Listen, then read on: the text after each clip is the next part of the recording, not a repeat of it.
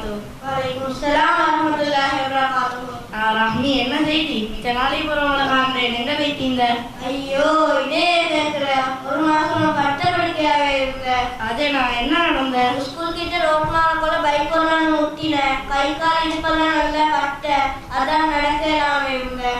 அல்லாஹே, எனக்கும் கேள்விப்பட்டதான், வர கிடக்கல்ல. யாரை முட்டின? அதான் என்ன முத்தரிமா, ஓ, அவளோட கடைசி பொடியை தான் முட்டினேன்.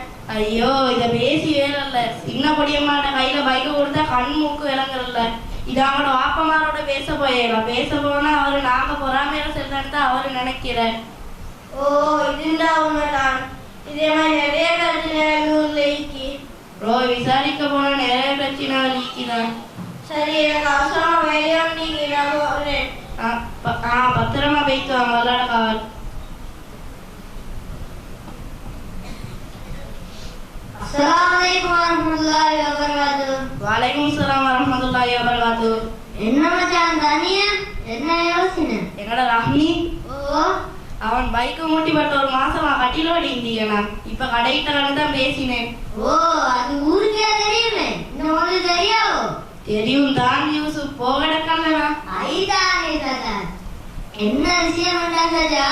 வசதி படைச்ச ஒருத்தருக்கு தும்மல் போனாலும் அதை விசாரித்த 4 பேர் போற.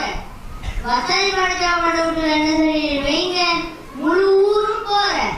அவங்கள ஒரு நாளே காணாட்டி கோல் பண்ணி விசாரிக்கிய.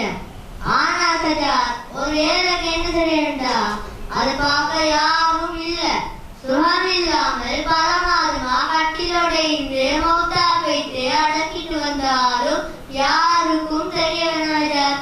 அடுத்து வீட்டுக்கே தெரிய வேணாம் சஜா. இதுதான் சமூகத்தின் நிலைமை. உண்மையாதான் யூசுப், இதை நினைச்சா சரியான கவலை. இப்ப காலகட்டவே இல்லை சஜா. இப்ப தான் பாத்துக்கலாம். இன்ஷா அல்லாஹ். அஸ்ஸலாமு அலைக்கும்.